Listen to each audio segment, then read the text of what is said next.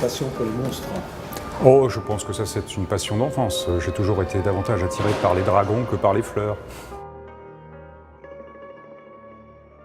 Non, c'est pas que les dragons, mais il faut un début à tout. Et le dragon, il a l'avantage d'être tantôt serpent, tantôt aigle. Il a plusieurs attributs de plusieurs monstres différents. Et puis il peut foudroyer par le regard, il peut foudroyer par son haleine. Donc je me rappelle qu'enfant, j'étais fasciné par la couverture de Tintin et le Lotus Bleu avec ce dragon chinois. Et après, j'ai recherché les monstres à travers la bande dessinée, à travers le cinéma, et puis avec l'enfance, puis l'adolescence, c'est la science-fiction, c'est le fantastique, et puis après les beaux-arts, comme on dit. Et là, il y en a beaucoup.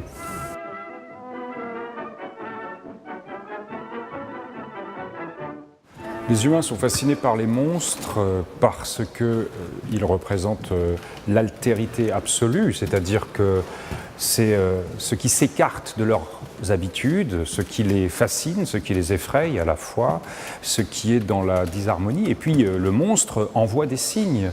Donc les humains tentent de les interpréter, ces signes. Ils pensent que le monstre est une punition divine, ils pensent que le monstre annonce quelque chose d'important, ils pensent que le monstre a une symbolique.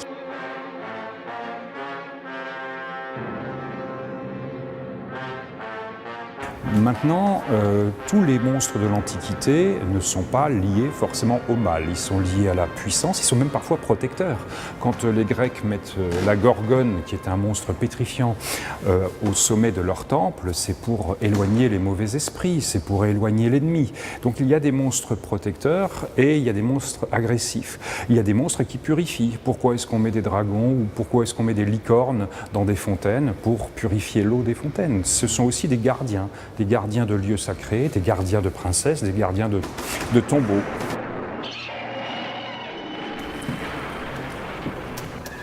Alors pour ce qui concerne les monstres au cinéma, ils sont hérités de toute cette monstration de l'anormalité, de la différence, de l'exotisme aussi, qui existe depuis l'Antiquité et dont on pourrait retracer l'histoire, mais qui connaît un essor considérable avec le capitalisme et avec la société du spectacle qui se met en place au XIXe siècle. On pense par exemple à l'American Museum de Barnum et à la monstration, puisqu'il faut bien employer ce terme, de nains, de géants, de femmes à barbe, etc.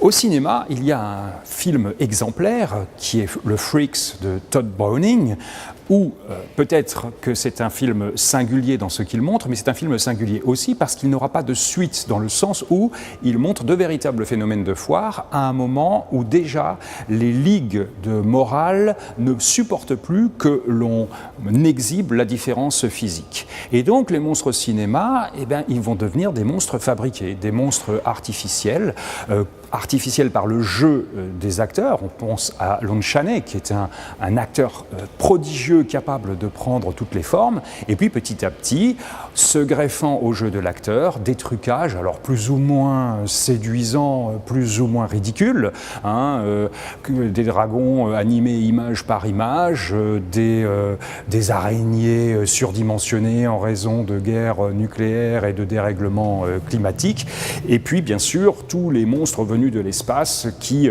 envahissent, et à cet égard on peut dire que le Alien de Ridley Scott à la fin des années 70, sculpté par le sculpteur autrichien Giger, est le premier monstre véritablement convaincant au cinéma. Alors, le monstre, on n'en a pas tenté de définition, mais une des définitions possibles du monstre, c'est dans l'exceptionnellement grand. C'est monstrueux, donc c'est énorme.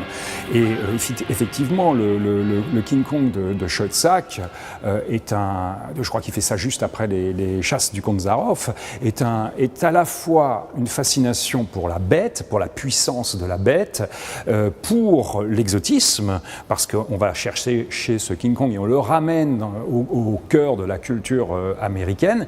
Et bien sûr, c'est la tension entre nature et culture. Mais c'est aussi, bien sûr, le risque du viol, qui est un grand fantasme, le risque du viol de la femme par des grands singes anthropoïdes, par des monstres. Et qu'est-ce que ça donne? Qu'est-ce que ça donne, cette rencontre entre l'humain et le monstrueux? C'est aussi le fantasme de Alien 4, enfin, ça commence avec Alien 3 et ça se poursuit avec Alien 4, où Sigourney Weaver se retrouve engrossée par la bête. J'ai vu des mains en fer, oui, voilà, là. Et les scies et tout ça.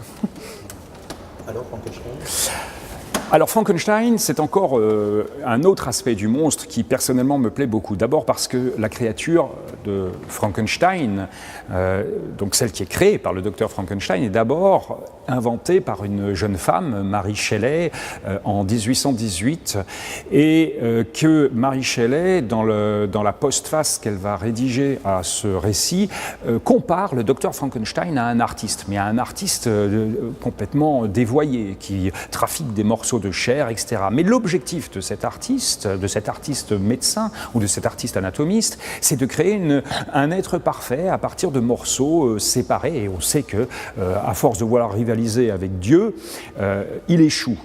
Mais ce qu'il y a de différent par rapport à Dracula, c'est que Frankenstein produit sa créature à l'aide de la science, avec l'électricité, avec l'oxygène, et pas du tout par des incantations magiques, et pas du tout en évoquant des monstres de l'au-delà, sataniques, etc.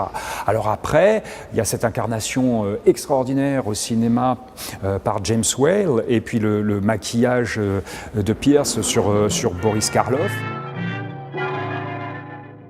When this dead hand moves, the monster created by a man they called Mad is turned loose to strike terror into the hearts of men. Pourquoi on a peur de s'endormir? Pourquoi il nous faut des contes apaisants dans lesquels le méchant finit par succomber ou le héros triomphe? Mais c'est parce qu'effectivement, nous avons nos propres angoisses qu'il s'agit de tuer, mais qu'il ne faut pas nier, qu'il ne faut surtout pas enterrer. Il faut les vivre, il faut les traverser. Je pense que le monstre aide à ça. Le monstre aide à concrétiser, à projeter nos angoisses, nos phobies. Et tuer le monstre, c'est tuer quelque chose de ses propres angoisses.